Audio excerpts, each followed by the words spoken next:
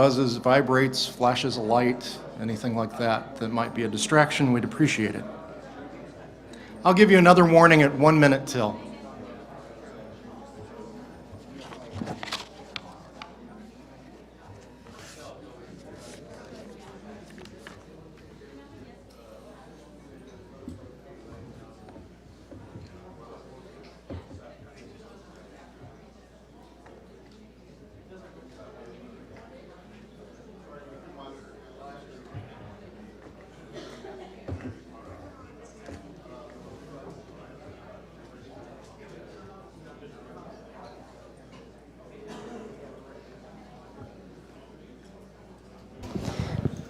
Mr. Mitchell, can you come forward a little bit? That's perfect. Thank you very much. It'll be about 5 minutes.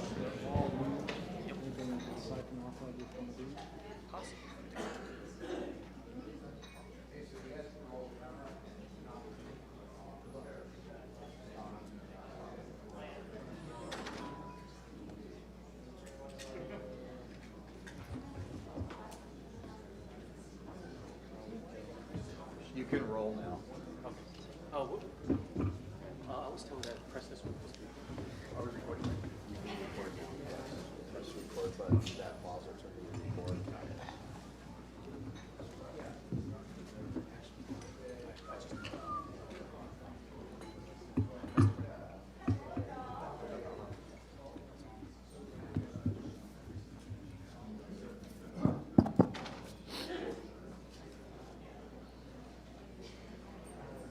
I'm feeling a little alone up here.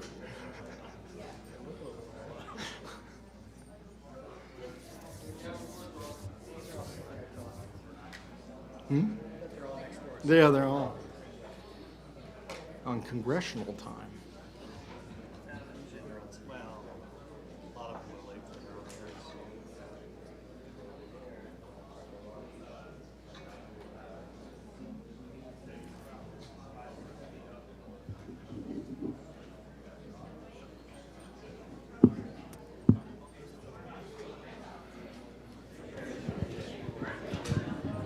Hey, check, check, check. Okay, here we go. Check, check, check. Oh, the right was.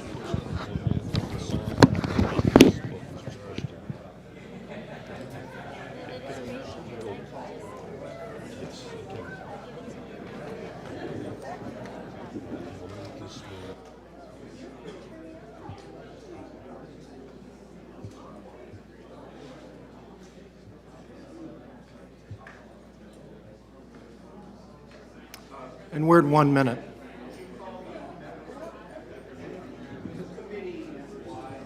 Yeah, I will. Ladies and gentlemen, if you see a member of Congress, the House or the Senate, if you would direct them to this table to join me, we're at 1 minute till. And I'm feeling a little alone up here. I see them coming into the room. There's Congresswoman Kilpatrick, who's headed our way.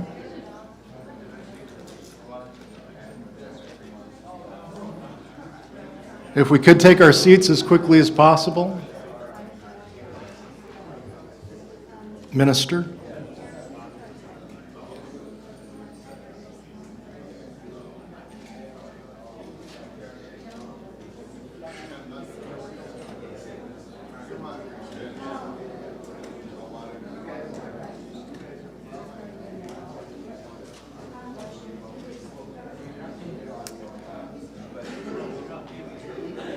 And it looks like we'll be starting just a bit late.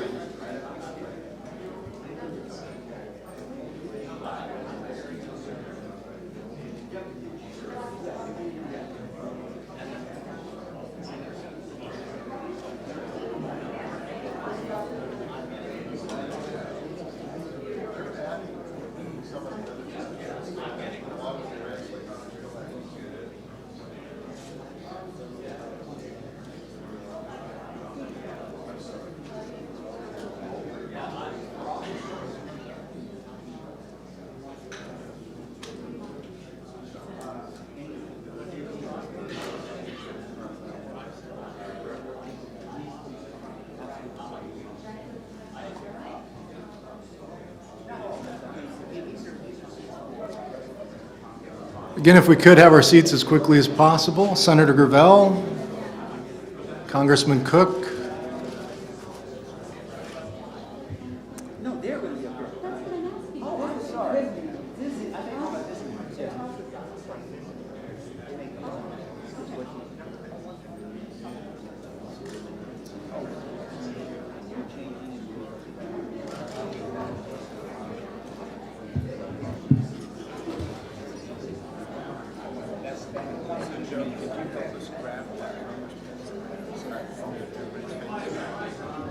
Kilpatrick, Gravel, and Cook are here.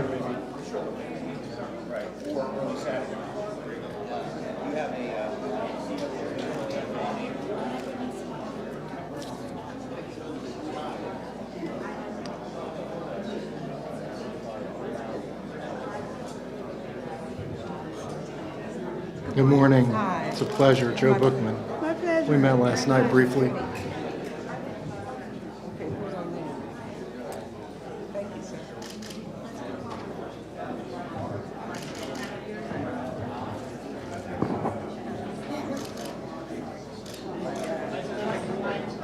Okay, Mr. Rubin, is there a lever on the side of the seat that raises the seat? No, I don't know. Let me look. You have to do that. Oh, don't get on it. Yes, there is. Use it. Yes, there is. There you go. You're more than welcome. Hi, how are you? Congressman, good morning. Good to have you here. Congressman, how are you? Call to the stage, Congresswoman Former members. Leanne. Yes. Very good. That's why you're here. Okay. Where Congressman Hooley, Congressman Woolsey, to the podium, please. There you are, right behind me. Thank you. Good morning, everyone. We'll be beginning as soon as we have the former members assembled here on the podium. Stand by, one moment, please.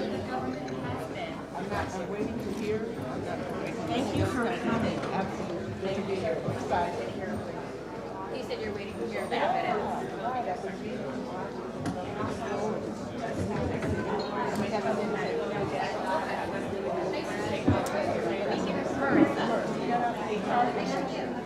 You don't mind.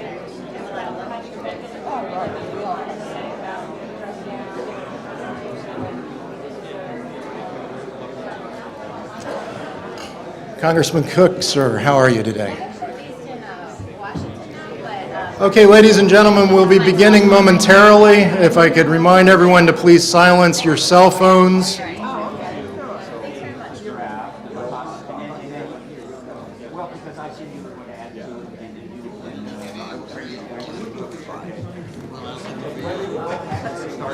We rode together on the bus. He's here somewhere. Councilor Sheehan, are you in the building? Make yourself known. Paging Daniel Sheehan. We're not testifying, we're just kind of free speaking. So you and Congressman will. Very short.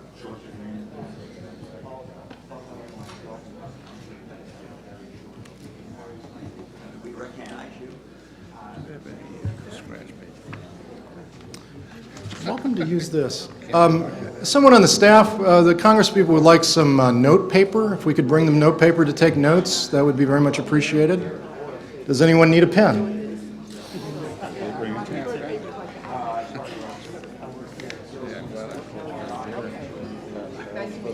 Yeah, I'm glad you're here too. It's people from Utah. We got to stick together. Thank you for your patience. Acknowledge we're starting probably 6 or 7 minutes late. Mr. Bassett? We're also going to be swearing in the witnesses, okay?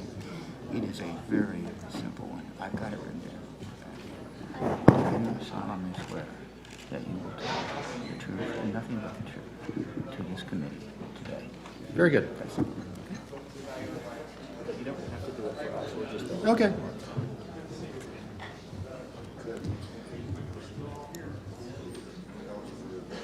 Okay, everybody give yourself the gift of a breath of air. And Mr. Bassett, whenever you're ready. Ah, That's sad.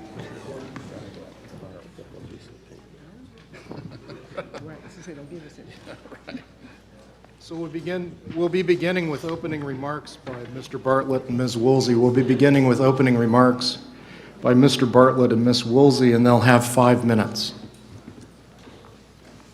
Good morning. I'm Congressman Roscoe Bartlett, and this hearing will come to order. The First Amendment to the Constitution says that the citizens have the right to petition the government for redress of grievances. This certainly covers a request to hold a hearing on this very important subject.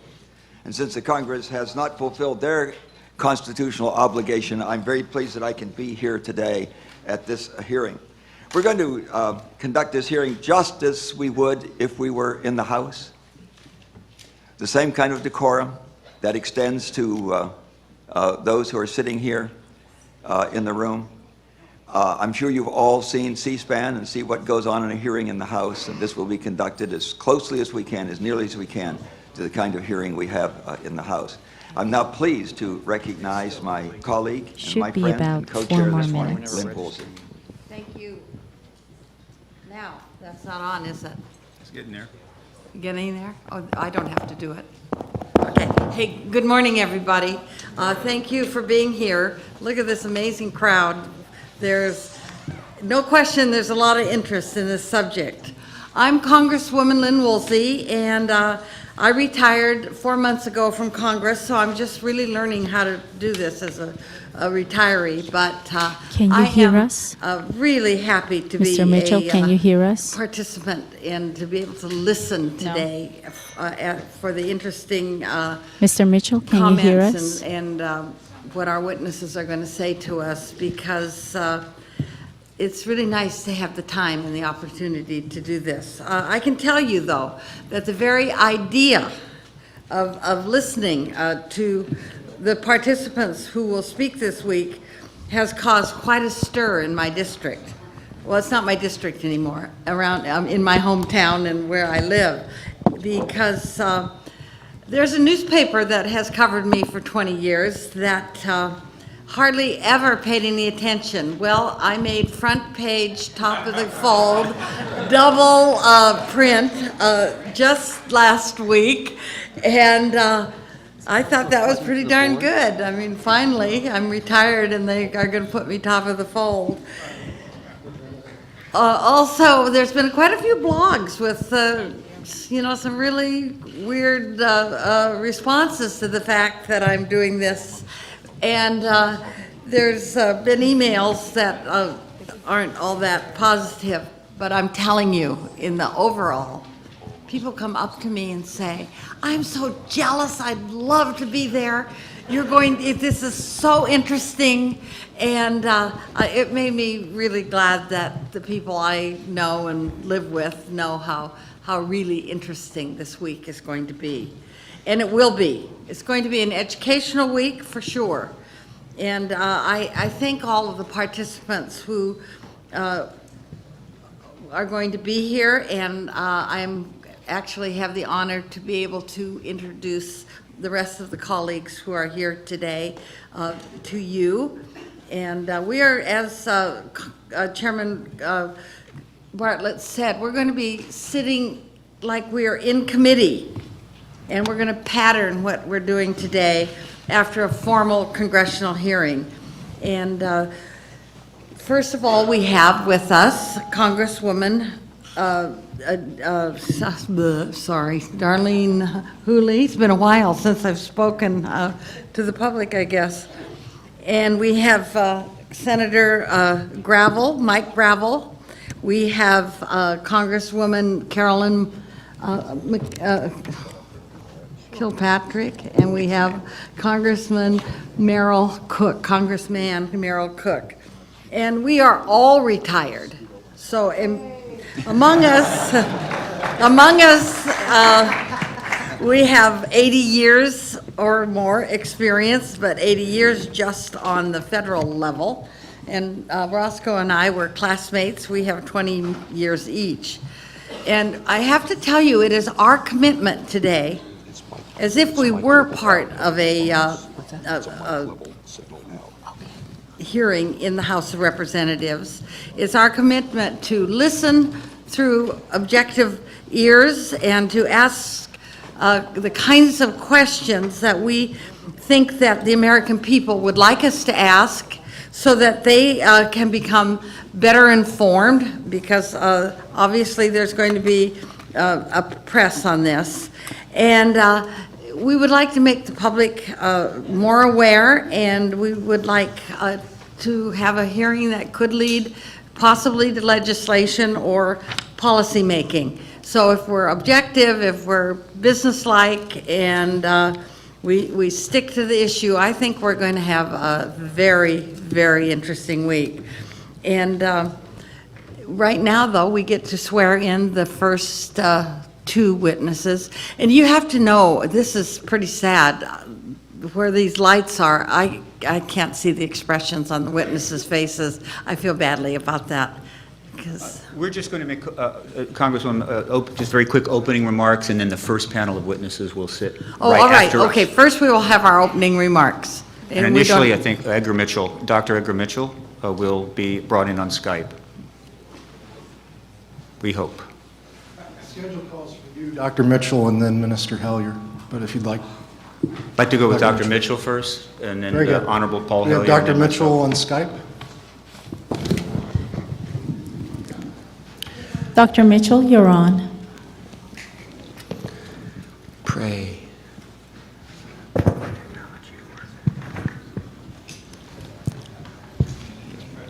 There he is. Good morning, Dr. Mitchell. Good morning. You're on. I'm on. Yes. Oh, good morning, all. Well, meeting, and I'm speaking to Florida. Unfortunately, had conflict, so be with you week.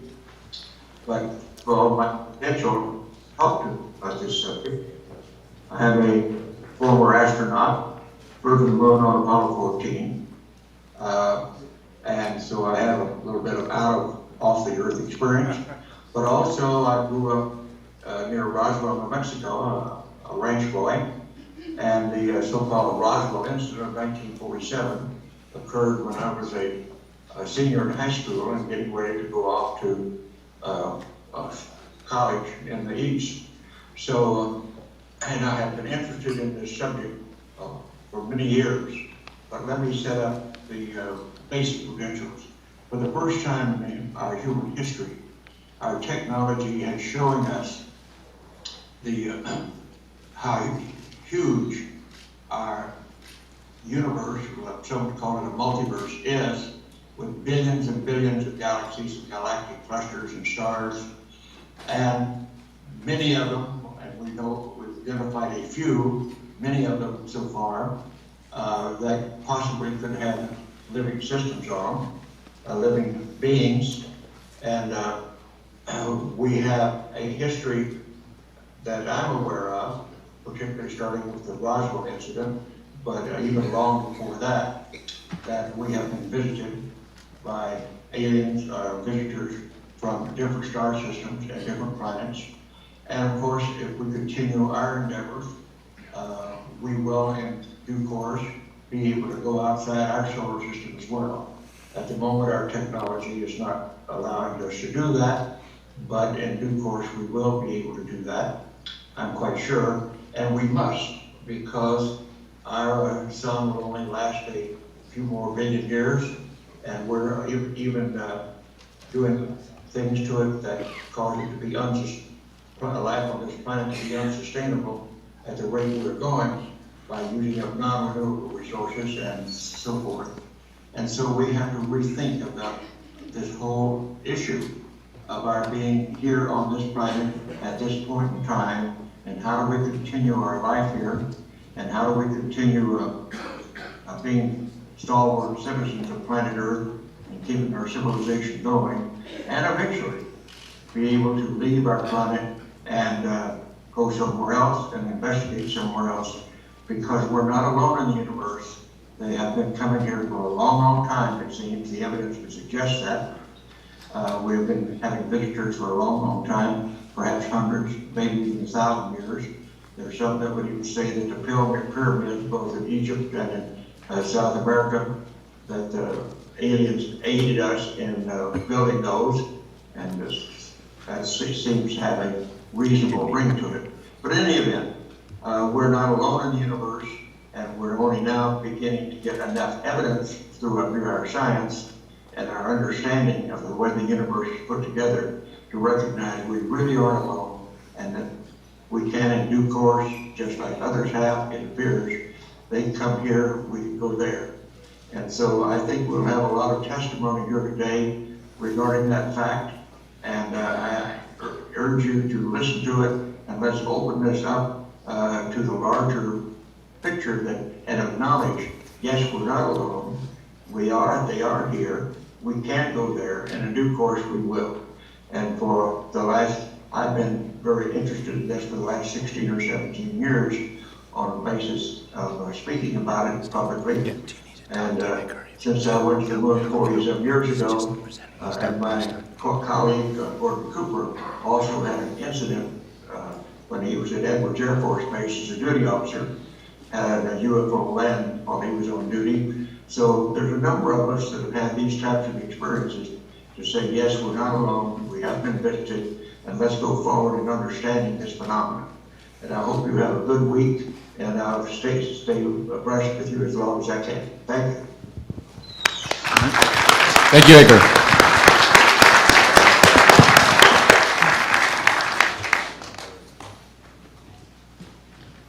Good morning. I'm Paul Hellyer, former Minister of Defense of Canada and a long-time participant in politics and governance. Over many decades of service to the Canadian people, I've come to understand and appreciate the importance of open, transparent government and the power of truth as antidote to the many afflictions the body politic is heir to. The true currency of the 21st century will not be gold or silver or a basket of currencies, however useful they may be. It will be trust. Without that commodity, progress and right action are undermined and delayed. There is only one way to regain trust: find and tell the truth.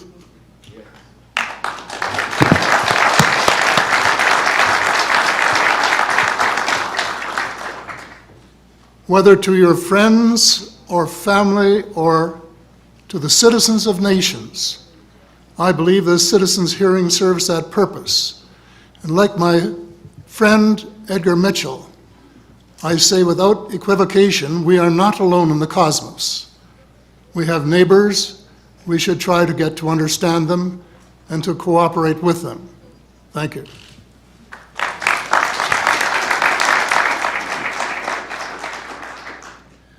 Good morning to the committee.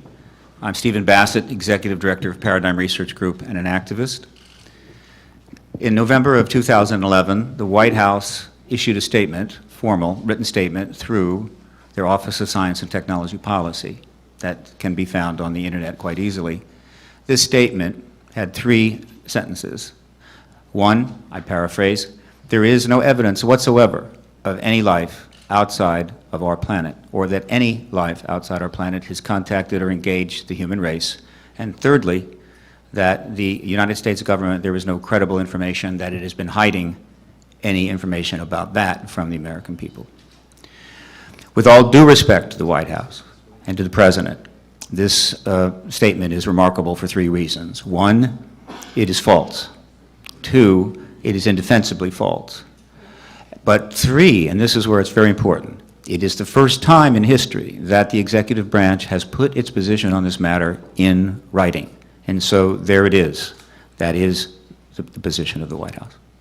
What is going to take place this week, we hope, is that a portion of the massive amount of evidence confirming the alternative to that statement that we are, in fact, being engaged.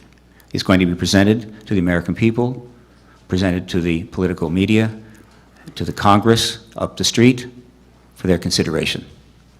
We hope that the, how would you say, comparison between what is shown here and the White House's position will prompt the political media to begin to go into investigation mode, not simply to record what is going on, but to ask very difficult questions, the obvious questions of the obvious people, individuals that are known to be involved in this issue in various ways.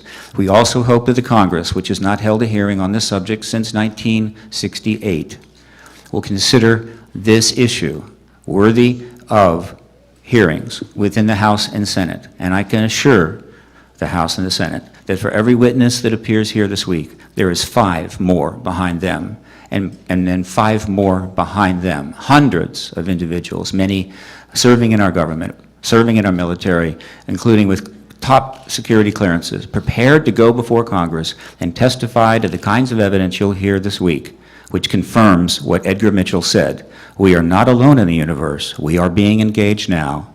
The government, for national security reasons, withheld that from us during the Cold War, but the Cold War is over, and now it's time to move forward. Thank you very much.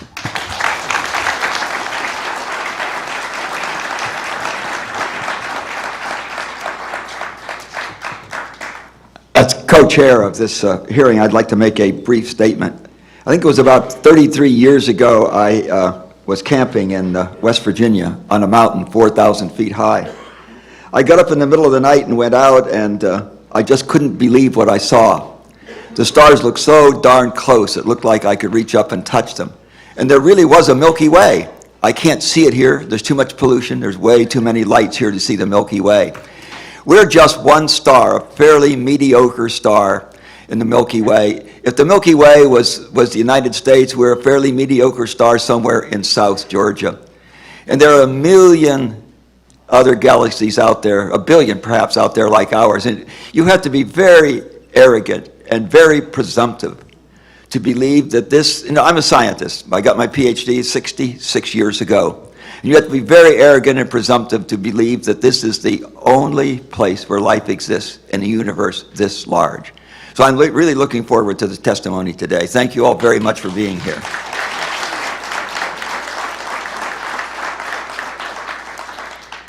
So I'd like to acknowledge we're running about 13 minutes late. If we could have Ms. Howell, Mr. Dolan, Mr. Friedman, and Mr. Cameron come forward.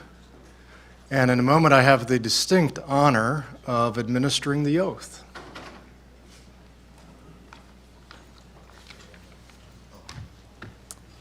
So if you'd like to prefer to sit or stand is fine.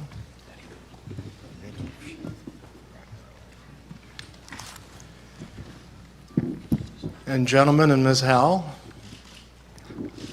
if you'd like to repeat after me.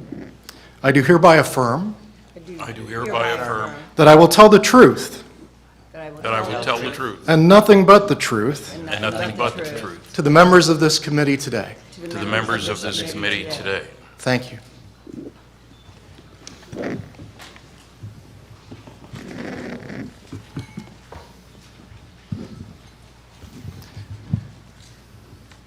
I believe we're scheduled to begin with Mr. Dolan. Esteemed members of the committee, thank you for having me. I'm a researcher and historian on the matter of UFOs, particularly as they relate to U.S. national security policy. I just have a short statement here. The UFO problem has involved military personnel around the world for more than 60 years, and it is wrapped in secrecy. Because this subject is so widely ridiculed, it's important to stress why it's worthy of serious attention.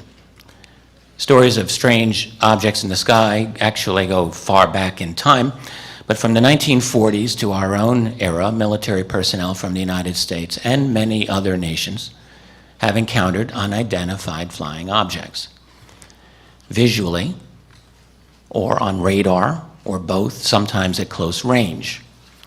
These events happen not scores of times, but hundreds of times, perhaps thousands. Sometimes the encounter was nothing more than a solid radar return of an object moving at an incomprehensible speed, performing impossible maneuvers. Sometimes it included the violation of sensitive airspace. Often it involved the dispatch of one or more aircraft to intercept the object. At times, crew members have claimed to see a metallic disc-like object, sometimes with portholes, sometimes with lights, frequently engaged in what appeared to be intelligent evasive maneuvers. In a very few cases, it appears to have involved the military retrieval of a UFO. In a few others, it involved injury and even death to military personnel.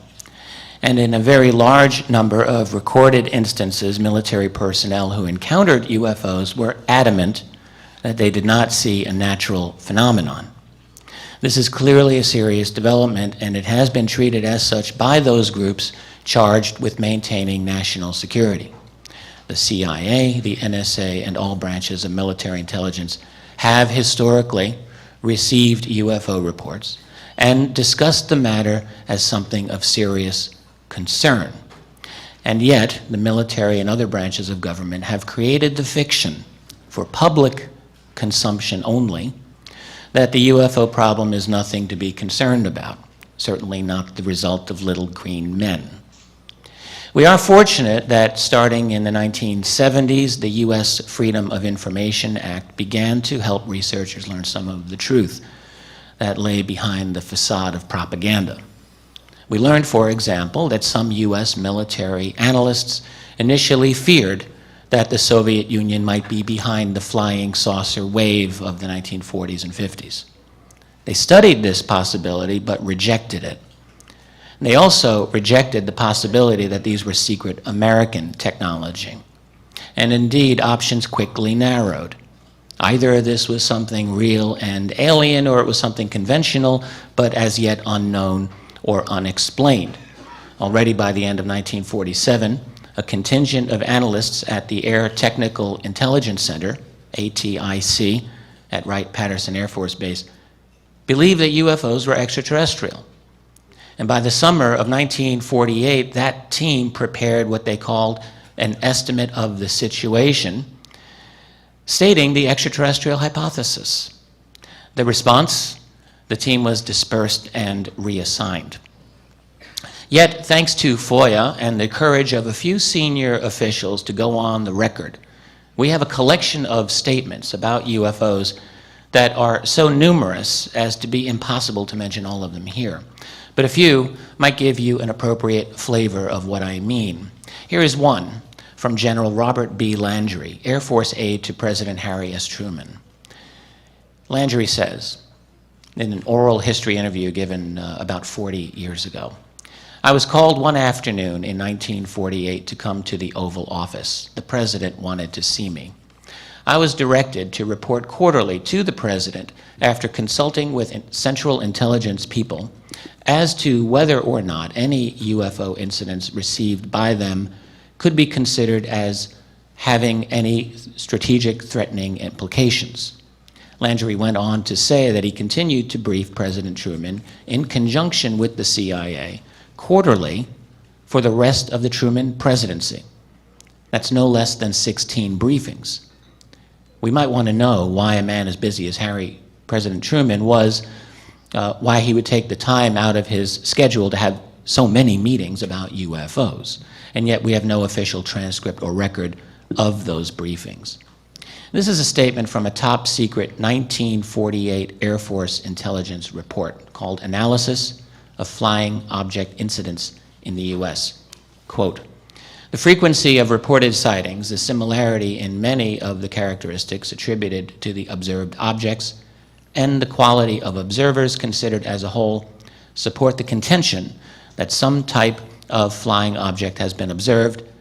The origin of the devices is not ascertainable. And just two more quotations here I want to give you. An Air Force intelligence report from 1951 relating to an aerial encounter by a U.S. fighter pilot. Object described as flat on top and bottom and appearing from a front view to have round edges and slightly beveled, quite a bit of detail there. No vapor trails or exhaust or visible means of propulsion, described as traveling at tremendous speed. And one more quote from the early years, this one from a former head of the CIA, Roscoe Hillenkotter, speaking in 1960. Behind the scenes, high-ranking Air Force officers are soberly concerned about UFOs, but through official secrecy and ridicule, many citizens are led to believe the unknown flying objects are nonsense.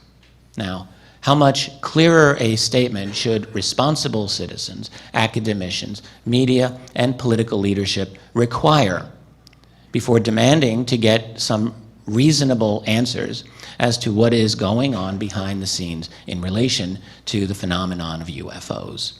Because the problem certainly did not end during the 1960s or 1970s or 1980s, but has continued to the present day. During the summer of 2002, just outside this city, over the town of Waldorf of Maryland, dozens of witnesses reported an incredible scene. Multiple jet fighters chasing multiple large, unknown objects that were of blue and orange coloration. All the witnesses, two of whom I interviewed personally and several of whom spoke to national media, described the amazing performance and capability of these objects. The Air Force itself admitted that it had scrambled F-16s to investigate unknowns, which it had also admitted it had tracked on at least one of these objects on radar. We also learned that the UFO simply disappeared from the radar. The Air Force conclusion was that it could have been, quote, any number of things. Now, perhaps we might like to know precisely which things. What blue object can descend at an 80-degree angle, stop, reverse course, and accelerate away from two F-16 jets near the nation's capital in post-9/11 America? Might be an interesting question to ponder. Over Chicago O'Hare's airport, in November 2006, same kind of situation. A dozen United Airline employees, including at least one pilot while on the ground, saw a hovering disc-shaped object below the clouds. It then accelerated away so fast that it punched a hole through the cloud. United ordered its employees to silence, but one of them reported the event anyway. After denials by United and the FAA, both agencies were forced to acknowledge that indeed those people had made UFO reports. And again, we might ask, what might this have been over one of the busiest airports in the world, and why the steadfast silence and denial? These are only some of the better-known recent cases. There are, in fact, an overwhelming number of them. The two largest websites for collecting North American UFO reports, the National UFO Reporting Center and the Mutual UFO Network, have a combined total of well over 10,000 reports every year. Every year.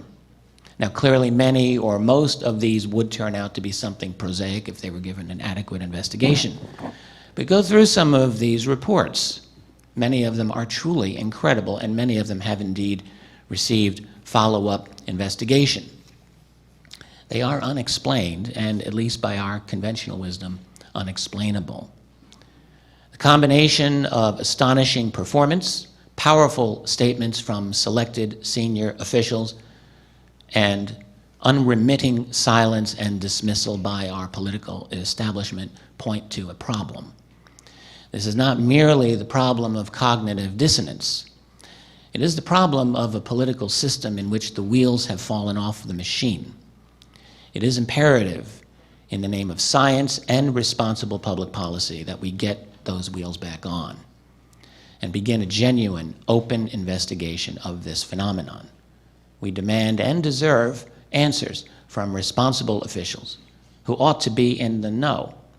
And if they're not in the know, we all need to investigate and find out just who is. Thank you.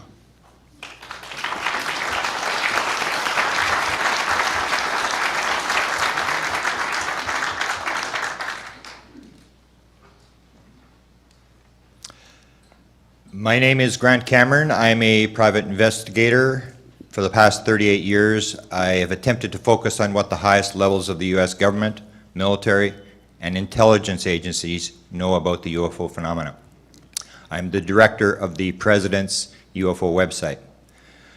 As Steve Bassett mentioned, the Obama administration has come out with an official statement stating there is no ET evidence for an interaction with ETs, and there is no cover-up.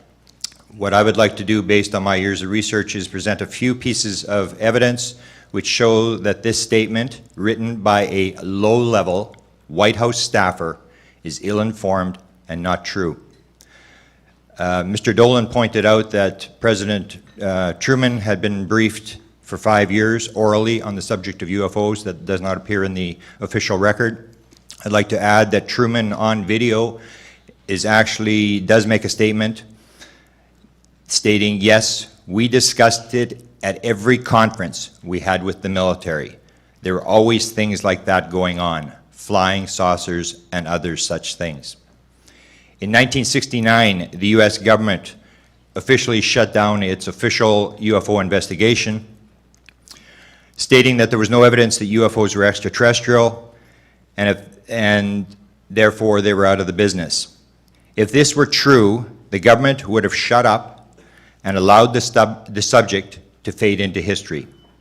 This is not, however, what happened. Only 3 years after shutting down their program, the U.S. Air Force, at the direction of the Secretary of the Air Force, contacted 2 documentary film producers who signed an official film contract at the Pentagon to do a documentary on UFOs. They were provided with a number of films and pictures, including a film of extraterrestrials landing at Holloman Air Force Base, of which they used 8 seconds in the final production. They were given another film marked Top Secret that was never returned and is still in their possession. The documentary was funded with $250,000, and they were asked not to source the funder of the money in the credits. A CIA agent was present through the entire production, and as Linda Howe can testify, she saw a letter to one of the producers from President Richard Nixon thanking him for his cooperation on the project. Former Senator Barry Goldwater wrote extensively on UFOs, such as in 1975 when he wrote about his friend General Curtis LeMay, who refused him access in 1964 to the Blue Room at Wright-Patterson Air Force Base, where alien hardware and bodies were rumored to have been held. Goldwater wrote, "I made an effort to find out what was in that building at Wright-Patterson Air Force Base, and I was understandably denied this request. It is still classified above top secret." As chairman of the Senate Intelligence Committee, Goldwater continued to answer UFO letters, stating in one letter, "This thing has gotten so highly classified, it is impossible to get anything on it." In another letter, Goldwater wrote, "I have no idea who controls the flow of need to know because, frankly, I was told in such an emphatic way that it was none of my business that I've never tried to make it my business since." And finally, Goldwater wrote, "I have been interested in this subject for a long time, and I know that whatever the Air Force has on the subject is going to remain highly classified."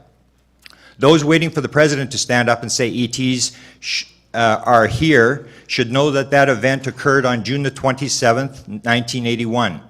Steven Spielberg stated that after the screening of E.T. the Extraterrestrial in the White House Theater, Reagan, quote, "just stood up and looked around the room, almost like he was doing a head count.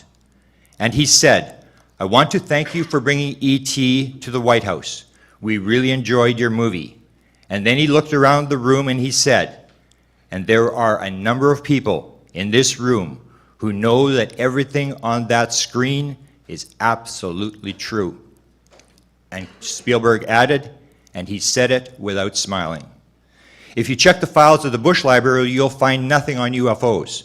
However, if you look at my files, you will find an audio of President Bush during the 1988 campaign being asked about UFOs, in which he says, 'I know some.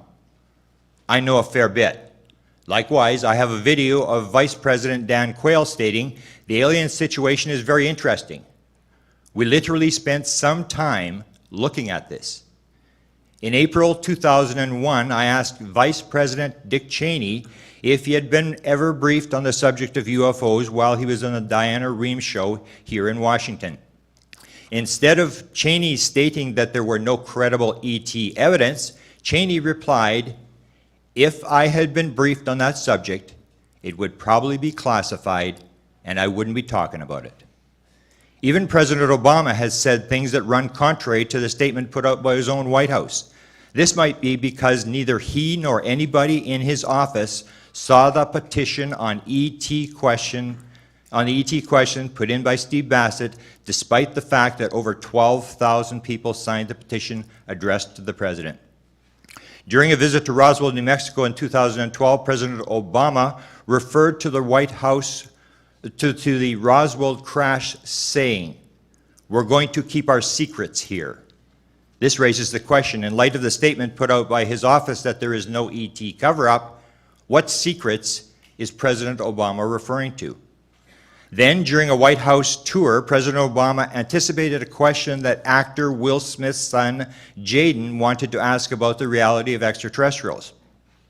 When they arrived in the White House Situation Room, the president said to Jaden, "I know what you want to ask. You want to know about the aliens.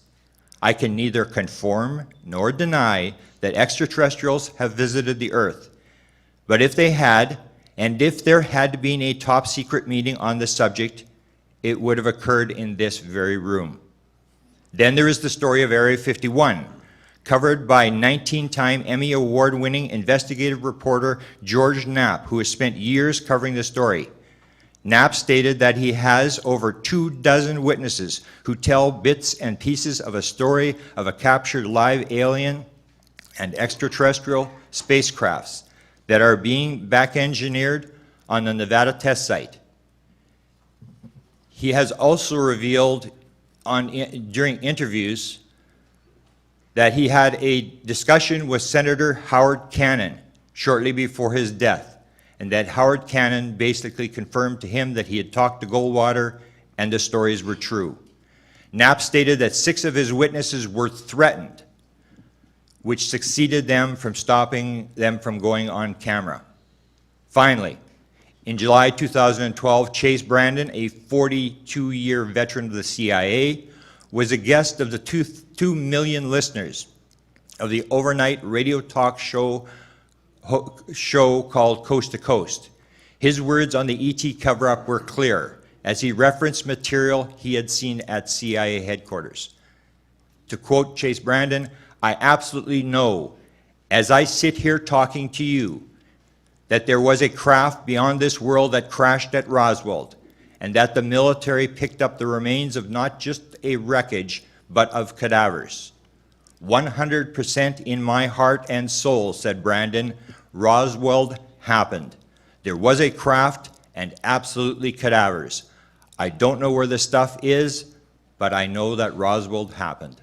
Thank you.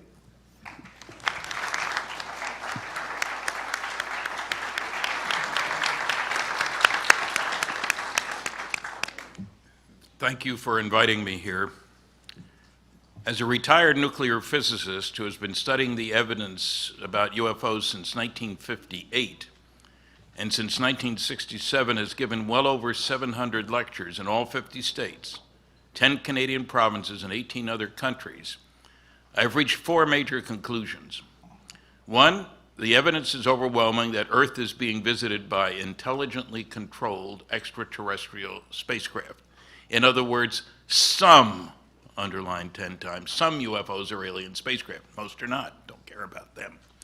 2, there is no doubt that a small number of people within governments, both in the United States and overseas, have been actively covering up the truth about these visits. There really is a cosmic Watergate.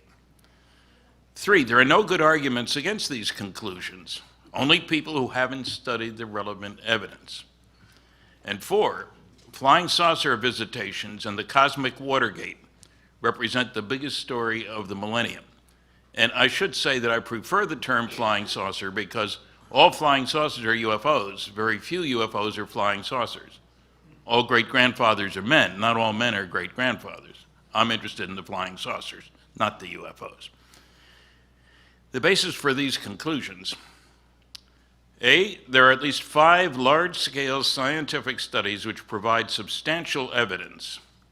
These include Project Blue Book Special Report number 14, the largest study ever done for the United States Air Force, covering more than 3,200 cases with more than 200 charts, tables, graphs, and maps. It is quality evaluation, cross-comparison between unknowns and knowns. The official press release lied about the data. I'll document that in a minute. It is almost never referenced by UFO debunkers. Dr. Carl Sagan, we were classmates at the University of Chicago, claimed there are interesting UFO sightings that are not reliable, and reliable UFO sightings that are not interesting. But there are no cases that are both reliable and interesting. This statement was not backed up by reference to data, but is directly contradicted by the Blue Book Special Report 14 data. It was found that the more reliable the case, the more likely to be unexplainable. United States Air Force Secretary Donald Quarles, in the very widely distributed press release when the 1955 study was completed, flat out lied. It's a strong statement, and I'm sorry to make it, but it's true. He stated, quote, "We believe that no objects such as those popularly described as flying saucers have overflown the United States. Even the unknown 3% could have been identified as conventional phenomena or illusions if more complete observational data had been available." The fact of the matter in the report that he was talking about is that the unknowns comprise 21.5% of the cases, completely separate from the 9.3% listed as insufficient information. The 3% number was a lie. Furthermore, a statistical comparison of the unknowns and knowns showed that the probability that the unknowns were just misknowns was less than 1%. It must further be noted that the press release did not give the title of the report or the company that did the work, Battelle Memorial Institute. If they'd given the title, surely some newsman would have said, "Hey, what happened to reports 1 through 13? I'd never heard about them." The correct answer, had it been given, would have been that they were all classified. It's a very valuable source of information, this report. It's funny how the debunkers never talk about it. Another primary source of valuable data, which should be of interest to you all, are the congressional hearings of July 29th, 1968, which included testimony from 12 scientists. The most important paper was by Dr. James E. McDonald, professor of physics at the University of Arizona. He had talked to 500 witnesses, but he presented 41 outstanding cases, including multiple witness radar visual sightings, sightings by pilots, by astronomers, by meteorologists. He noted physical trace cases, of which by now more than 5,000 have been collected by Ted Phillips from 95 countries. They get dull. Same thing was happening all over the world. Saucer is seen on the ground. It leaves, they find physical changes. Happens here, it happens there, it happens everywhere. 1/6 of those cases involved reports of small beings associated with the craft while it was on the ground. I was the youngest contributor to those, and I think the only survivor since then, to those hearings in 1968. And I was the only one without a PhD. That might tell you something. I'm not sure what. The proceedings, incidentally, are still available online. One of the contributors was Dr. J. Allen Hynek, chairman of the astronomy department at Northwestern University, and for 20 years, United States Air Force scientific consultant to Project Blue Book. His book, The UFO Experience, A Scientific Inquiry, should be required reading by anybody who's going to talk about flying saucers, especially negatively. According to another source here, according to a special UFO subcommittee of the American Institute of Aeronautics and Astronautics, world's largest group of space scientists. 30% of the 117 cases studied by the University of Colorado, government-sponsored study in the late 60s, and discussed in the Condon report, Edward U. Condon, could not be identified. And yet the headline said, "Scientific study shows no UFOs." Totally untrue. There's a 2-volume report called the UFO Evidence, which has loads of data, hundreds of cases that couldn't be identified. There's also the Cometa report from France, which goes into numerous excellent officially involved cases in France. There are a dozen PhD theses about UFOs. One of them demonstrating how poor the press coverage has been. I haven't seen one about coverage by the scientific community or coverage by the political committee. That's another story. Anybody need a PhD thesis topic? There's 2 good ones. Also, a third one, the will not to believe on the part of scientists. It's a sickness, a disease, if you will, infecting people who think they know all there is to know and don't. A really bad example of bias and ignorance appeared in Astronomy magazine this month, May 2013, by Dr. Phil Plait. He does a blog, The Bad Astronomy. The title of the article, believe it or not, is "The Science Behind UFOs." It's a cover story. He somehow manages to mention none of the 5 large-scale scientific studies that I've just talked about, or any of the 5,000 physical trace cases, or any multiple witness radar visual cases, or abductions, nor advanced technology studies at national labs and in industry showing trips to nearby stars in reasonable round-trip times using fusion propulsion are feasible. I worked on fusion back in the early 60s. And to give you a form of reference, every star in the universe or multiverse produces its energy by nuclear fusion. That's what H-bombs are all about. And a good demonstration of the atom and the UFO together, if you will, is that in a very short period, we managed to go from a 10-ton blockbuster, World War II, 1945, took a big B-29 to carry it. That was in 1944. In 1945, the first A-bomb, 15,000 tons of TNT, not 10. 7 years later, which is nothing, cost a lot of money, we set off the first fusion device, an H-bomb, called Mike, incidentally. It released the energy of 10 million tons of TNT. So you go from 10 to 15,000 to 10 million tons. And the Russians sent off one that was 50 million tons of TNT. The point is, we know how to get to the stars if we want to spend the money. I'm not saying it's the ultimate technology. I'm saying scientific progress comes from doing things differently in an unpredictable way. The future is not an extrapolation of the past. You have to change how you do things. And you know, what gets to me, having worked on fusion propulsion, fission propulsion, nuclear reactors for space applications, and all the rest of this, is that we tend to forget that if you make enough stupid assumptions, you can prove almost anything is impossible. One quick example, one astronomer in 1941, he was fed up with all the science fiction stuff about going to the moon. That was nonsense, he said. So he published a scientific, in quotes, paper calculating the required initial launch weight of a rocket able to get a man to the moon and back. Legitimate question, how big is it got to be? Pages of equations, he concluded it have to weigh 1,000,000 tons. He was off by a factor of 300 million. Proving if you make enough stupid assumptions, you can prove anything is impossible. So we have reason to be very careful when somebody says something is impossible.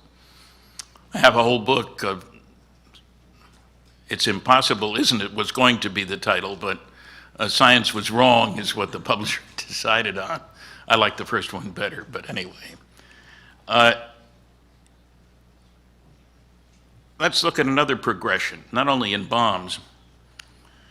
Ferdinand Magellan's ship, he didn't make it, but his ship did, went around the planet in 3 years, in 1523. 3 years. 3 years before the mast, you might say. Science fiction writers had going around the world in 80 days in the 19th century. The space station goes around the world in 90 minutes. Progress comes from doing things differently. A second problem I found, I worked under security for 14 years for major companies like GE, GM, Westinghouse, McDonnell Douglas, TRW Systems, Aerojet General Nucleonics. I set a record for working on canceled government-sponsored research and development programs. Not intentionally, you understand. Another one of the false myths is that governments can't keep secrets. 2 astronomers have demonstrated this. Dr. Seth Shostak of the SETI Institute, you know, S-E-T-I, that stands for Silly Effort to Investigate, incidentally. That's another story which I've written about in the book. Said you can prove that the government can't keep secrets by how badly FEMA fouled up with Katrina and how poorly the post office is operated. Now, if you can see a connection between either of those things and governments keeping secrets, I sure can't. He didn't mention the CIA, the DIA, the NRO, the NSA, and all those other alphabet soup agencies. Another great astronomer, Dr. Neil deGrasse Tyson, head of Hayden Planetarium, he said the proof that governments can't keep secrets is shown by how much we know about President Clinton's genitalia. Now, if you can figure that one out, you're better than I am. Now, the proof, and I'll show some of this in my lecture Tuesday night, about government cover-up. It's not just an idle concept. If you wish, you can get a hold of 156 top-secret Umbra NSA UFO documents. They're not very interesting because all you can read is 1 sentence per page. Everything else is whited out, not blacked out. They said that was too impressive on television when I used that. They told me this. And the reason is everything else is sources and methods. 98% sources and methods and 2% UFOs, but it's filed under UFOs. Come on, that makes no sense. You can get a bunch of CIA, and I'll show some of these too, blacked out UFO documents. So highly redacted that you can read about 6 words per page. And my favorite thing, and it took me 3 years to get this, was one of the CIA UFO documents that says on the top, deny in toto. They couldn't find 6 lousy words to declassify. Something's wrong here. And I have to tell you, 1 minute? Okay, I won't tell you. Maybe I'll tell you that Tuesday night. One more thing. Air Force General Carol Bolender stated that UFO reports which could affect national security, he was asked to look about what we should do about Project Blue Book, are not part of the Blue Book system. UFO reports which could affect national security are not part of the Blue Book system. Incredible statement. I located him, I talked to him on the phone, he verified there are 2 separate reporting channels. You never heard that from the Air Force. His job was to decide what to do about Project Blue Book, and it was canceled because of this memo. But the public never heard that he said, reports which could affect national security are not part of the Blue Book system. People are surprised. Just one more sentence here, 2 sentences. I've won several debates on UFOs. I've only had 11 hecklers and over 700 lectures. It's past time for the press, scientific, and political communities to do their homework. And I should add, at least 3 UFO crashes have occurred. You'll hear more about those later in these hearings. Thank you very much.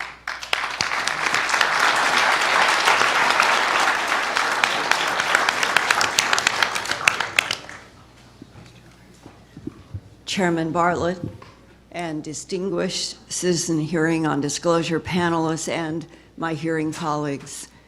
My name is Linda Moulton Howe. I grew up in Boise, Idaho, where my father, Chet Moulton, was director of aeronautics. One of his friends was Kenneth Arnold, who reported the unidentified flying objects over Mount Rainier in June of 1947, and a local reporter then coined the phrase UFO, unidentified flying objects. I remember my father dismissed the idea of extraterrestrials altogether, and that is the bias with which I grew up. I attended the University of Colorado in Boulder when I earned a cum laude Bachelor of Arts in English Literature, and I went on to Stanford University in California to earn a master's degree in communication, producing documentary films for the Stanford Medical Center. My master's thesis film was about the Stanford Linear Accelerator's first efforts to have computers analyze subatomic particle bombardments. From Stanford, I went to TV news at KNBC in Los Angeles, where my beat was science, environment, and medicine. Later, I was honored at WCVB in Boston as a producer, sharing the station's Peabody Award for Science and Medical Programming Excellence. Then I became Director of Special Projects at the Denver CBS affiliate, KMGH-TV. I produced, wrote, directed, edited, and reported a dozen TV documentaries about several live issues in the Colorado area and produced studio shows about science, medical, and environmental issues that earned 3 regional Emmys, 1 national Emmy nomination, and several other documentary film awards. I stress this only to say that when people address the mainstream media and those that are professionals not paying attention to this very important issue, that is not true. Many of us have tried. One of my documentaries was an investigation of the strange bloodless, trackless mutilations of animals ranging from cattle and horses to goats, sheep, pigs, and rabbits, and even wild animals such as deer, elk, and a marmot. Many of you may not know that the United States Forestry Department for decades has had photographs, I've seen them with my own eyes, of deer and elk with the ear, the eye, the tongue, the jaw flesh, the genitals, and the rectum cord out, all bloodless.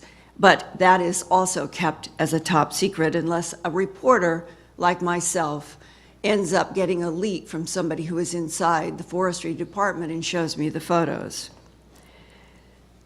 Now, these mutilations at the time that I was in Colorado in 1979 had been appearing in a series of repeated cycles since the early 1960s. And I came to learn that they were not confined to Colorado, but they were all over the United States, Canada, and other parts of the world. The first research interview that I did for that animal mutilation documentary was with former Logan County Sheriff Tex Graves. He told me bluntly on my first meeting with him, quote, "The perpetrators of animal mutilations are creatures from outer space," close quote.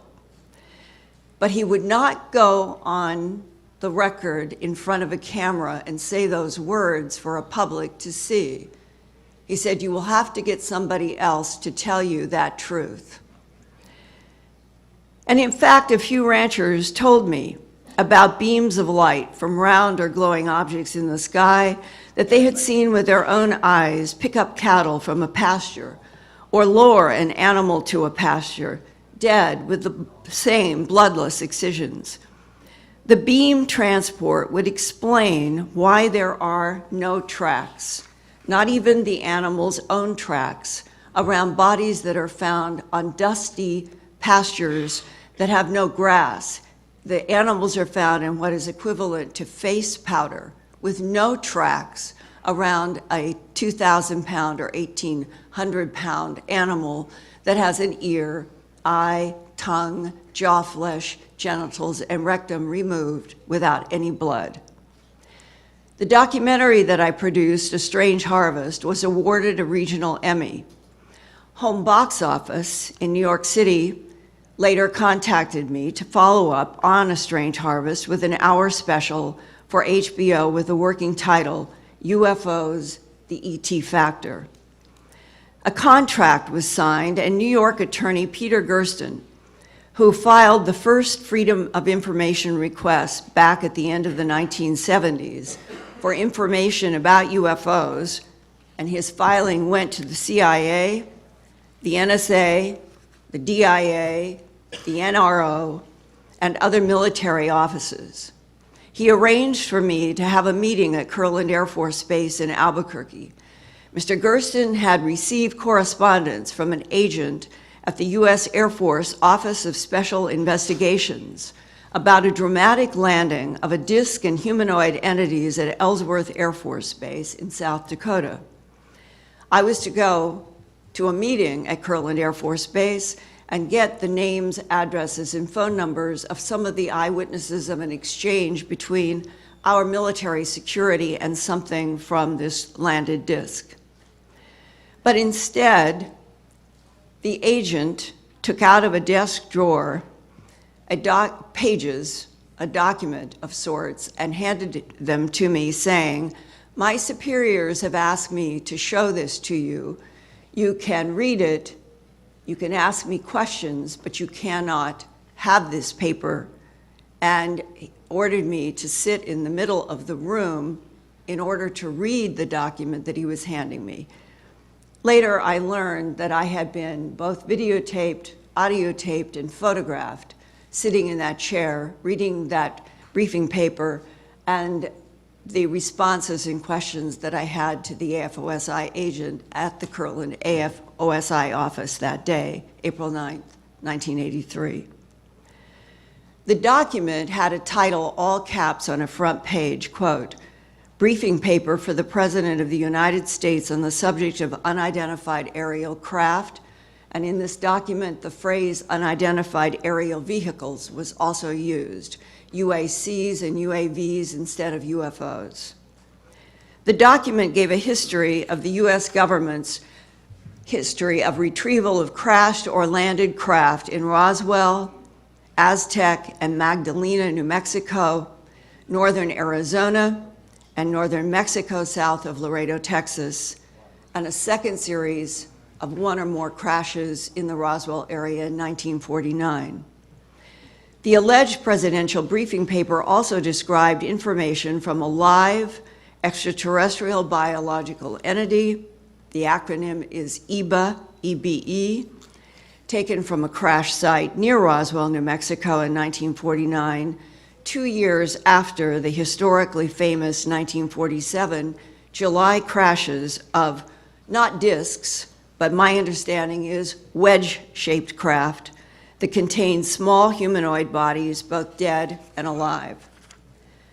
I was told that one of the first scientists brought in on autopsies of dead alien bodies was a herpetologist who studies snakes and reptiles. The skin and eyes of the non-humans were described as scaled like a snake's body, and the eyes had vertical slit pupils beneath dark protective lenses. Since April 9, 1983, I have witnesses and physical evidence that support that alleged presidential briefing paper shown to me at Kirtland Air Force Base, and I have been reporting about the hardest facts and evidence that I have been able to muster as an investigative reporter since then for television, for radio, and for books that I have done.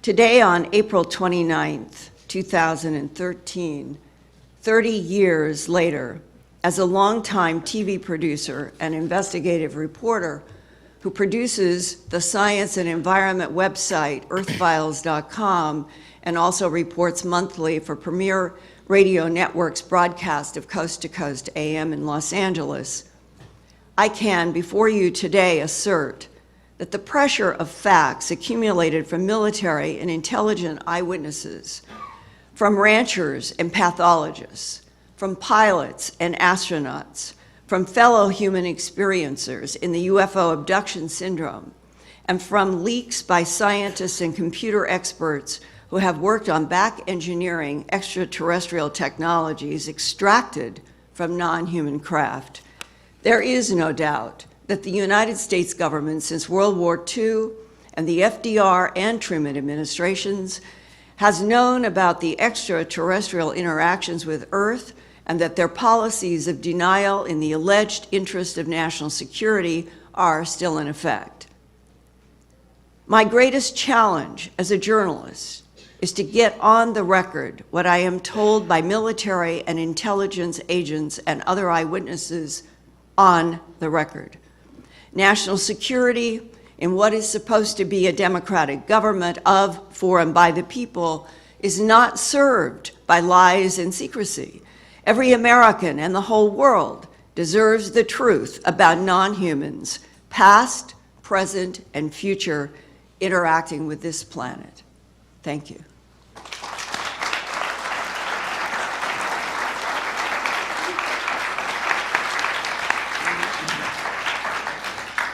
If I've done the time calculations correctly, we now have about 5 to 6 minutes for each of the 6 members of the committee to engage in questions with the panelists.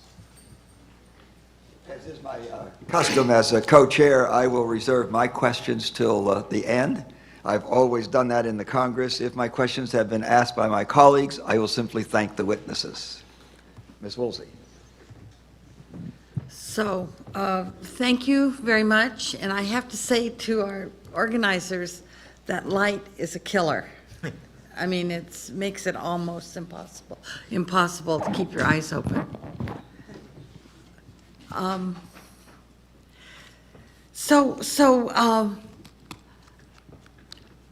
Mr. Dolan, I have a question. I wrote it. Personal experience. Have you had personal experience in this regard? That's a fair question. And I don't really know if any personal experience I've had is particularly noteworthy. On 2 occasions in my life, I saw what I think might be vaguely considered a UFO. Most interesting, many years ago with my son, who was a small boy. Was holding his hand in a bright blue, perfectly blue sky. I saw an object that was quite unusual, brighter than anything I'd ever seen in the sky other than the sun. And he was very small. He watched me staring at this thing, silent and wondering, what happened to Dad? And I turned to reassure him for one moment, and I looked back literally 1 second later, and the thing was gone. I have no idea what it was. That's really never been my motivation for studying this. I fell into this topic about 20 years ago while doing dissertation work on U.S. national security, circa 1950, and just stumbled into the topic of UFOs, and I guess you could call it an obsession ever since. Why do you think that I mean, I know it's opinion, so we get this. Why the steadfast silence and denial? I think the implications are vastly, very profound. If we try to rewind the clock 60 plus years back to the 1940s and just imagine, just pretend for the moment that it actually happened, because many of us, I think it did, that an event, say at Roswell, happened, or maybe elsewhere, or other types of grave violations of airspace were going on. You think back to the very post-World War II era, the world was in a state of just flat on its back, trying to get back. There were millions of homeless people around the world, people on the brink of starvation, the early Cold War. It was not a stable time, and one would have to assume the last thing any president would be interested in doing would be to say to the world, well, we have this other phenomenon here too. We don't know who these people are. We don't really know if they're friendly or hostile. How can you tell the world that you have this under control when you yourself don't really know the full implications of what this is? So I think the logical thing that would have been done, and in particular if anything was recovered, because this is key, if one of your top scientists or generals approaches you and says, sir, we've recovered this exotic technology that's not from our civilization, and if you tell the world you have it, now you've got the specter of the Soviet Union, it becomes very difficult not to share this technology. The United States did not want to share atomic technology in 1947. Clearly, why would they want to share something as exotic as ET technology or whatever? Well, okay, but this is the 21st century now. Right. So what I think what happened is simply that secrecy becomes secret, it becomes profitable, it develops its own reason to be. It develops its own kind of logic. And I also think that much of it has sort of gone away from formal government channels and seems to become increasingly privatized. So, do I have time, any more time? Okay, okay, one more quick question. Mr. Cameron, 6 witnesses threatened. How were they threatened?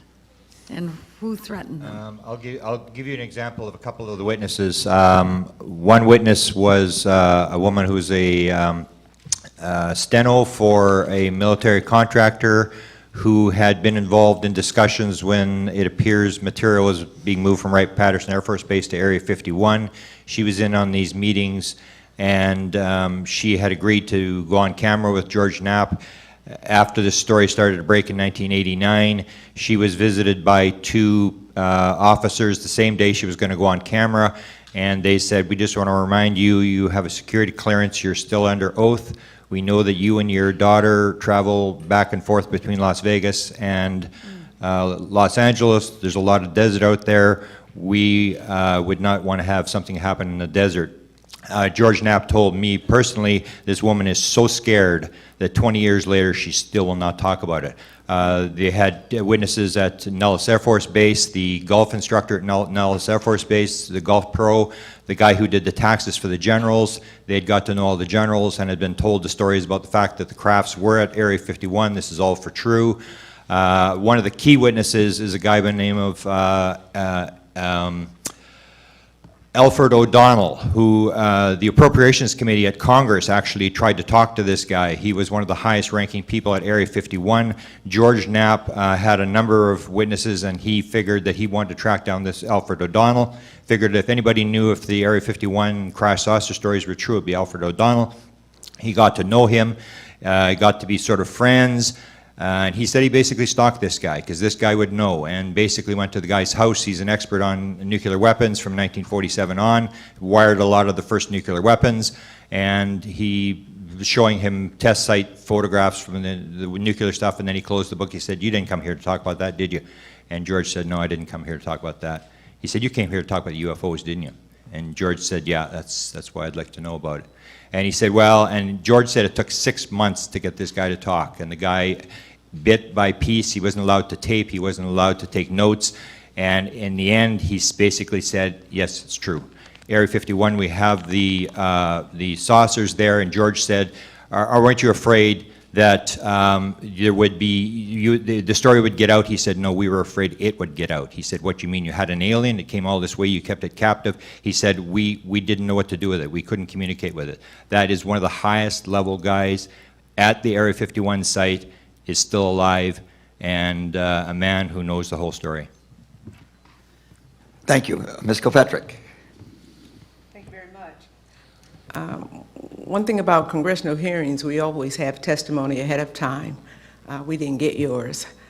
So I'm requesting, Mr. Chair, Madam Co-Chair, that each of all the witnesses who testify or in the room or testifying today, that you provide the committee with written testimony of your comments, please. If you have them today, we'll be happy to take them as well. Thank you. I turned mine in. Okay, that's over my head. I'm just saying what we need to make intelligent decisions, okay? No back kick on anybody, that's just the process. This is a pseudo-congressional hearing. I've been prepared as such. A few things. Thank you very much for your testimony. Very, very good, very good. Mr. Freeman, you were going to answer or add something to what Congressman Woolsey said. I'll give you that opportunity for a minute of my time if you'd like. Okay, I was going to recite 6 reasons for... Probably United- can't do 6 in a minute. Give me a minute. Oh, sure you can. You want to figure out how Okay, the all right. saucers work. You worry about the other guy figuring out how the saucers work. You worry about it if an announcement would be made that the younger generation would push for an earthling orientation if we were told the planet's being visited. No government, including ours, wants that. We have the problem of Pat Robertson saying all the UFO stuff is the work of the devil. And all the intelligent life in the universe is here on planet Earth. I take issue with that. Finally, we have 2 special things. If they're coming here, some people say it's going to upset our whole technology. They've got things that will get rid of the oil industry, the car industry, plane industry, economic chaos. Reclaiming my time. Thank you, sir. Thank you very much. Mr. Cameron, you mentioned that you are, and I'm assuming it's currently the president's director of the president's UFO website. Are you currently that? Yes. And that means for President Obama? No, I have a website that basically, my experience was I had a sighting, everybody was interested, but I basically wanted to find out who knew what was going on. I went up the chain of command, figured the president's the most powerful guy, this is one of the most important subjects, what does the president know? So what I've done, I have a website that accumulates all the stories of what the various presidents have said, rumored stories and sightings. That's what I've done. I have a site that deals with the presidents and the subject of UFOs. Okay, so that's where I wanted you to explain that first of all. So then does any of the presidents, and what year did you establish that? When was that established, the website? It goes back about 15 years. Okay, so then the presidents there, the 3 or 4, President Clinton, President Bush 1 and 2. I have the stories from all the presidents. And do they acknowledge the website and have given you any support, or is it just like, ooh, you can't talk about it? I've gotten no interaction with the White House. They have been on the site a few times, but no interaction. So it's for information for people of the world to access. For the public, because there's a lot of rumored stories, and I don't really say this is true, that's not true. There's a lot of rumored stories about various presidents who have seen UFOs, what they've said about UFOs, and basically I just put it down so everybody can look at it. Okay, that's good information. We need that. Thank you, ma'am. It's always one woman that comes through for everything that we do, so we thank you for yours, a different point of view and all of that as well. What do you do with all that information? You've seen it, you've read it in the middle of a room and photographed and all of that. What do you do? I mean, everybody becomes, we got nuclear scientists and all of that at the table. Are you frustrated? I mean, what are we going to do with this? It's a world phenomena. You all know better than I. We're kind of neophytes here, except for the scientists here. What do you do with it? Things like we're doing today, and urge the Congress, since 1968, has not had a hearing to do something else about it in the Science Committee that they did some 40-plus years ago. Comment? My beat has always been science, environment, and medicine, and it never changed. And it was getting into the animal mutilations and having the shock of law enforcement tell me that the perpetrators were creatures from outer space that was quite stunning.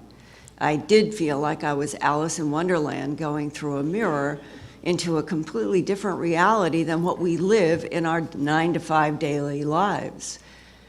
I produced the documentary that had a large broadcast in Colorado and the surrounding states in 1980, May 25th, 1980, called A Strange Harvest. And after that, as a professional working as director of special projects at the CBS station, I went on to do astronaut training in Colorado, Martin Marietta, and 1,000 other subjects over the last 30-some years. So you are documented. You are, obviously people call on you, so you're verified. By the way, the couple of the documentaries that you mentioned, are they available for our committee, to each of us? Yes, all of my work is at my news website, earthfiles.com. Okay. It's always there, it's always available. I've done 4 books, several documentaries, of which 2 are there. Which 1 or 2 would you give us? We can't read 10. A Strange Harvest. Okay, I wrote that. And Strange Harvest 1993. What's that say? And those are the videos. I would give you the books, too. That's An Alien Harvest, Glimpses of Other Realities, Volume 1 and 2. Okay. And but if we Life. Googled your name, we'd see all of that, perhaps, right? Yes. Okay. Earthfiles.com. And the only reason I'm rushing, because 5 minutes goes quickly, I don't know if I'm out of time or... 30 seconds. 30 seconds. Thank you for coming. Thank you. Thank you. Were you waiting for an answer with the next witness? I have 30 seconds. Let me do 10 of Okay. those, because I just got a note, and I should have done it, so please forgive me. I thought you'd yielded. I'm sorry. It's my bad, excuse me. My bad is like okay. All right. I am honored today, as I've been working with Stephen Bassett to take on this assignment, been doing a lot of research, reading, video, preparation, and all of that. That's why I asked for you all, and I got to have something written to respond intelligently. But I'm honored today to have one of the leaders in our nation on this topic and many others, a spiritual man, a righteous man, who has witnessed from many generations of his own religion the truth in UFOs. I'm honored to present to you Minister Louis Farrakhan. Would you please stand and be recognized, sir? Thank you. Thank you for coming. Thank you for coming. Thank you. I yield back, Mr. Chairman. I'm sorry. Thank you. Okay. Thank you. Senator Gravel. With all due respect, let me correct, I pronounce it within my family, Gravel. Gravel? It's a French name. Thank you. I want to associate my thoughts with Chairman Bartlett when he made the statement that it's the height of human arrogance to think that we are the only sentient human beings in the galaxies of the world that can think. That's human arrogance at its worst. What I'm struck with the testimony of all four of you, and of course the readings that we had in preparing for this hearing, is the fact of secrecy itself. You know, why do we need this secrecy? And I'm asking this question to all four of you. What threats do you think exist to the national security that warrants this kind of security, this kind of an approach? Please. I started to say before, I can see 6 reasons for our government and other governments to keep things classified. First, you want to figure out how they work. They make wonderful weapons delivery and defense systems. And with the Cold War going on, if you do have wreckage and you want to figure out something, you're not going to want to tell your enemies. The second problem is, what if they figure out how they work before you do? You don't want them to know, you know, they know. Weapon, counter-weapon, counter-counter-weapon. We've been playing this game a long time. The third problem is, if there were an announcement, I say by highly trusted individuals, it's a little hard to find them around the planet, but my favorite odd couple is the Pope and the Queen. They're about the same age, or they were until recently anyway. If they were to make an announcement that indeed UFOs are visiting, the planet's being visited, what would happen? Church attendance would go up, mental hospital admissions would go up, the stock market would go down. But I think based on 600 college lectures that the younger generation, which unlike me and probably you wasn't alive when there wasn't a space program. There was strong sentiment against space travel back not too many years ago. The younger generation would push for an Earthling orientation. Let's face it, from an alien viewpoint, we are all Earthlings, Terrans, as the science fiction writers would say. I know of no government on this planet that wants its people to owe their allegiance to the planet instead of that individual government. As far as I can tell, nationalism is the only game in town. There are some religious problems, extremists who say we're the only intelligent life in the universe and their followers don't want any part of visitors from outer space. It can't be. The planet was created in 4004 BC instead of 4 billion in 4 BC. A final thing, I have 7 times heard of cases in which pilots were scrambled to chase UFOs. There was a regulation issued, shoot them down if they don't land when instructed to do so, when 7 pilots didn't come back. These were quiet discussions. These were not big public things. And if I've heard 7, there are a lot more cases like that. There were 200 fatal military plane crashes between 1951 and 56, including 5 where the pilots had over 100 missions in Korea, where there were MiGs trying to shoot them down. That's a pretty good pilot. to survive that. Comes back to the United States, no MiGs, and his plane, as the New York Times said, disintegrated or disappeared. Two strange terms to use in this context. So no families were told anything about that. And it may come as, well, it won't come as a shock to you, but there were 166, Air Force guys on board reconnaissance planes that were tickling North Korea, Russia, and China right after the war. See how quickly the radar came on, what frequency it used, and all that sort of stuff. 166 wind up in planes that were shot down. Not one word in public about that. Families were not told until 2001, where a meeting was called and the medals were given out and an explanation was given. I say that only because a lot of people think, well, certainly they would have told the families, those 7 planes. So that's an area of concern, I think, to admit that we can't do anything about these guys. Powerlessness is not something that attracts people to government. May I add a very quick follow-up, and not taking a lot of time? I talked earlier about why I think that the possession of certain radical technology would have initiated some of this secrecy. Also, I think the need to maintain some level of social control, not knowing what these other beings were, at least in the early years. But I think what happens is once a secret goes on for long enough, it becomes a real nightmare to kind of contain. I can only imagine the difficulty that President Obama would face if he were somehow to make this announcement. I mean, really, if he were if something were to force him to make an admission that yes, these UFOs apparently, at least some of them, are real. What does he then say at this press conference? I know what he'd like to say, which is, well, thanks everyone, I'm going on a vacation for about 6 months. Because there are a lot of follow-up questions that would be, frankly, very uncomfortable for him to deal with. I think one of the questions that most responsible journalists would want to ask is, how on earth were you guys able to keep this secret for over 60 years? How did you do it? And the implications for getting into that whole issue are a nightmare, because you're starting to deal with, has there been some level of control or over the mainstream major media, academic community? In fact, there are many off-the-shelf academic studies that show intelligence community influence over our major journalism and over our major academic communities. It's not a big secret. There's a long-standing relationship. But there would be some very deep questions to ask about that, about the nature of special access programs and unacknowledged special access programs, the primordial black budget. All of these would now become the target of citizen inquiry.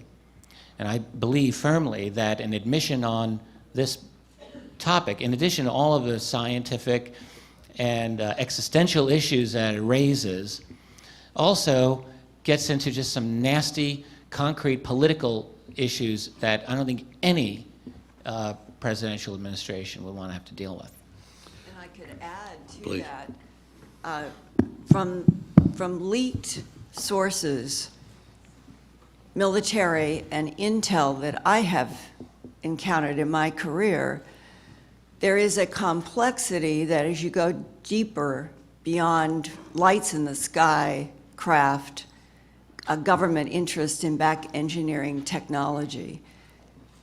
There is testimony from, for example, someone who had worked at Wright-Patterson in the medical department, who has told me, and this is a historic fact as far as I know, that on one of the first autopsies that were done from one of the crashes in Roswell in 1947, and that was not the beginning.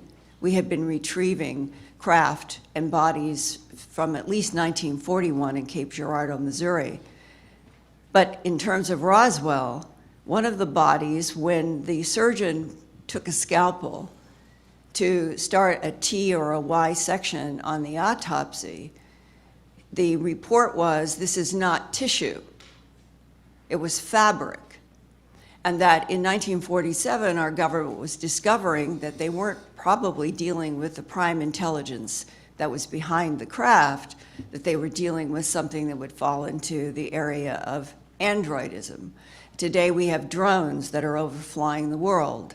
Back in 1947, our government came to understand that some of the bodies that they were taking from these craft were not even biological tissue as we understand it.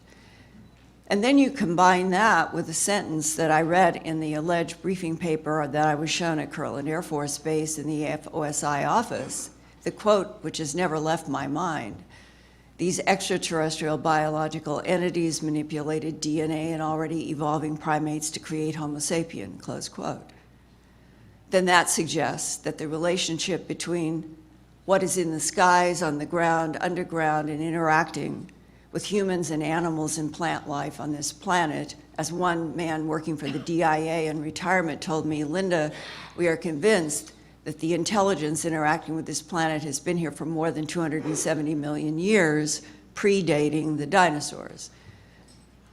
If the size and the scope of this is that large, and if our government began to stumble onto these facts piece by piece in World War II and after, then I can understand why President Truman and Churchill and Eisenhower and that group of people would have said, let's wait 2 generations until we find out what we're dealing with.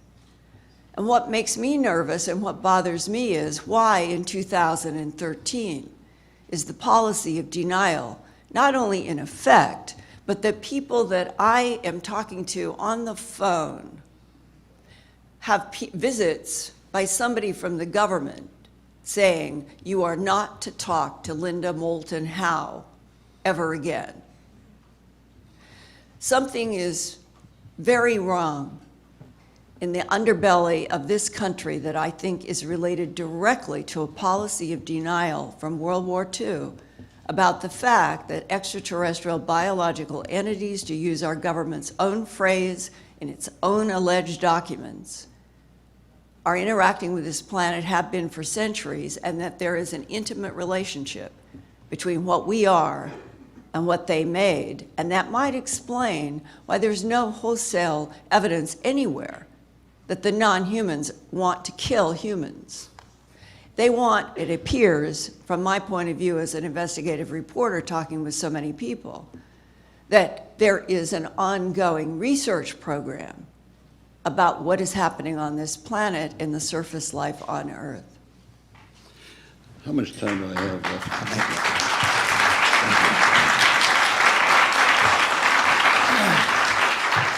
We're now running about 10 minutes late, Mr. Chair. Pardon me? Yes, I understand that time is slipping away. Several of my questions have been asked. I hope that that's true for the next 2 witnesses so that their question period may be shorter. Congressman Cook. I would like to claim my 5 minutes, Chairman, if that's all right. I'll give you 6. I'd like to ask Grant Cameron maybe the first question, and if the others have a comment.